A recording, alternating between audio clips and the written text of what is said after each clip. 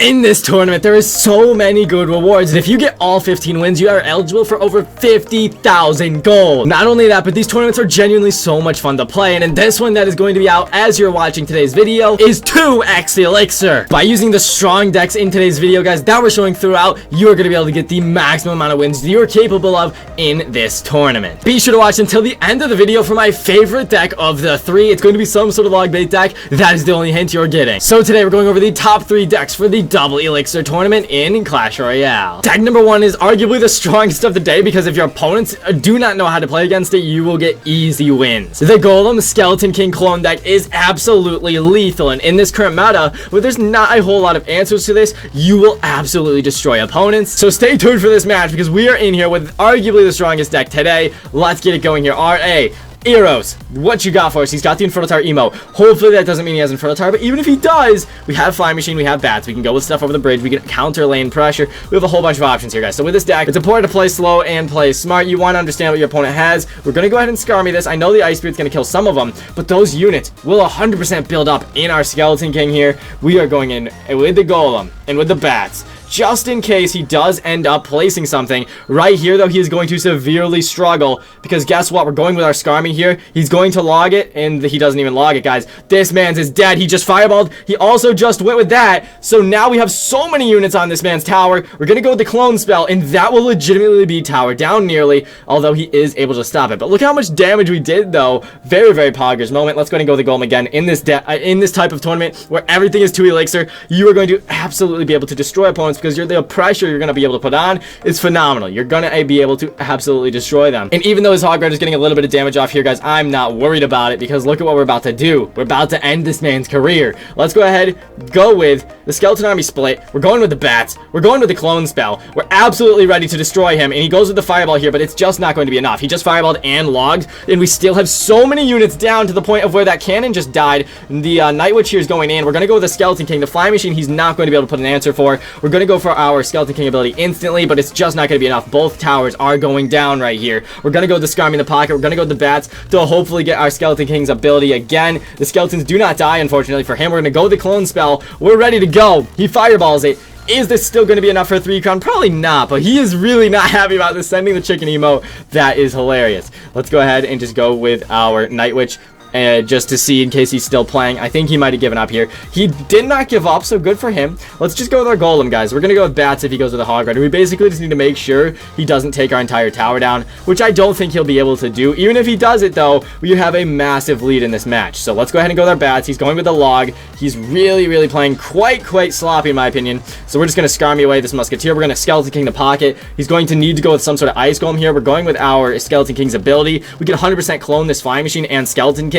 Get a bunch of value on this tower, and the entire tower falls, man. There is just nothing he's able to do. You can see this deck is absolutely ridiculous. Hog 2.6, a very popular deck, going down easily. He played it fairly well, to be honest, and he still got destroyed. Be sure to wait until the end of the video, because these decks are only going to get stronger, so I do encourage you to wait until the end. Deck number 3, I am super hyped to show you guys. So this has been deck number 1, guys, the Golem Clone Skeleton King deck. It's a little bit disgusting, but it is insane, dude. That was a very fun deck, and now we have the Pekka Archer Queen deck with the Electro Wizard. Basically, instead of the Magic Archer here, you have the Archer Queen. Archer Queen is so much fun, and of course, a very strong card. And it's not fun when you're facing her because she's incredibly powerful. We are in Ledesma. Good luck, sir.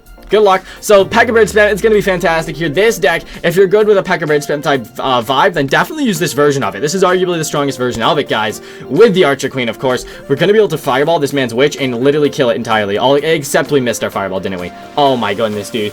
Alright, listen, we'll come back from this. We will come back from this. But that was not our best moment there. That was pretty bad, actually. Let's go ahead and just go with the Pekka in the back. Let's relax. We know what he's got. We see a witch. We see a mini Pekka. Interesting. He's got a Pekka of his own. Okay, so he's got like an off-meta bridge spam type deck here. It's appearing to be like. Let's go ahead and just bandit this. Nice bandit. Soaks up that damage there.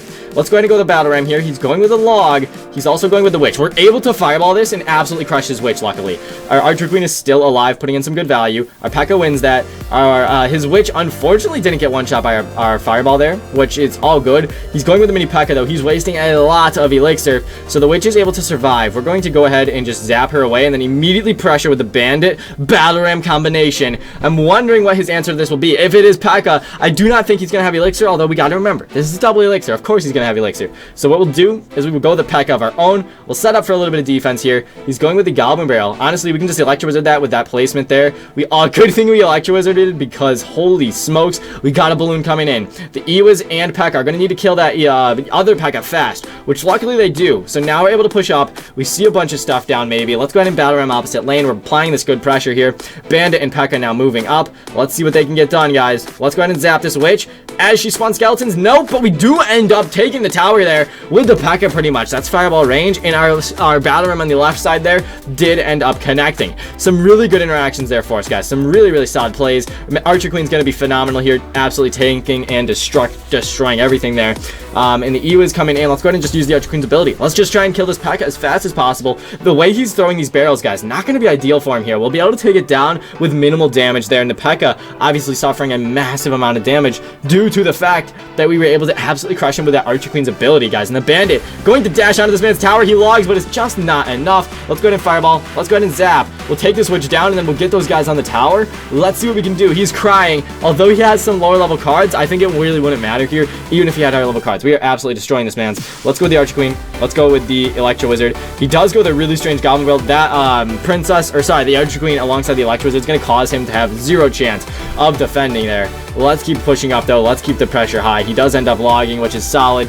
Let's just fireball this mini Pekka, I guess. We'll take him down there. We zap. The barbs take care of him. We're going to give the crying emoji because holy smokes, he got destroyed. The defensive Goblin Barrel, guys, barely touching our towers. Deck number 2. It's going to be absolutely insane in the tournament for you guys. Right there, absolutely crushing the opponent, both defensively and on offense. We were really good in a lot of strong pushes out there, and the dual lane pressure this deck can provide, especially in Double Elixir. As soon as you get ahead on Elixir, your opponents are screwed. Deck number 3, the deck I am going to be taking in this Double Elixir tournament is the Double Barrel Cannon Cart Valkyrie deck with the Inferno Tower, because its deck's defense is incredible alongside its offense with both barrels, the fast cycle you'll have in Double Elixir, and the Cannon Cart being so incredibly strong. This is a deck that you're not going to want to mess with. We are in our final match, guys, and when playing this deck, you gotta understand the counters they have to your 2 barrels, because they are going to be your main ways of doing tower damage there. If they can correctly defend your barrels, you're going to be in a rough spot. So let's go ahead and make sure we aren't leaking Elixir. We'll log. We'll keep on cycling. He says oops. He goes with the Elixir Golem though.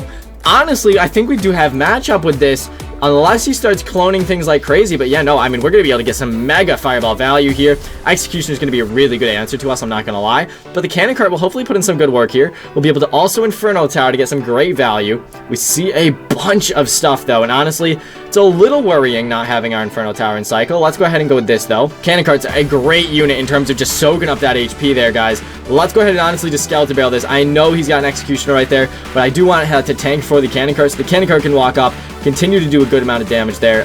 Let's go ahead and save onto our Fireball. We'll just go ahead and log cycle alongside a Fireball. Let's Fireball this time. Let's go ahead and Fireball that now. Boom, we crush right there. Now we can simply cycle and destroy. Let's go ahead and go with our Inferno Tower. Let's go ahead, go with our Mega Minion once this Executioner locks on. And now we Valkyrie. Now we log again. We're fine. The cycles are powerful, guys. With the Inferno Tower, the Cannon Cart, it's all good. Cannon Cart's actually, Pekka's actually walking backwards now. Can we get this tank for our Pekka? We can. Skeleton Bill's going to drop right on top of that Night Witch, take her down there. The bat, unfortunately, does kill our Cannon Cart, but look at how much Elixir we're about to get from this, guys. We're going to push up here because he is not going to have the adequate defense, I do believe. So, yeah, the Pekka comes down. He's going to have to NATO this stuff, guys. Going to have to Snowball and NATO this stuff back right here. He's going to hopefully NATO, but nope, no NATO comes down. The Night Witch gets pretty much spawn killed. Cannon Cart doesn't lock onto the tower, unfortunately. We're going to Fireball this. He is going to struggle with this unless he has to NATO, but even if he NATOs, that's going to be good for us. He misses the Zap spell, so the NATO does not come down, and that is an entire tower. He says, well played. We'll say well played back. He's doing this all right. He has not done any damage onto our tower, but he's certainly not a bad player by any means. Let's go ahead and Cannon Cart the pocket. He will not see this coming. Cannon Cart locks on, guys. The Goblins are getting tanked for. That is going to be an insane amount of damage, literally doing over half the entire tower's HP. Cannon Cart in the pocket's absolutely insane, and we just took an entire tower. He says good game. I think he has given up right there. Guys, holy smokes. That was absolutely insane. We're going to push up here. If he lets this go, I mean, that will be game over. I don't know if he's going to let us win here,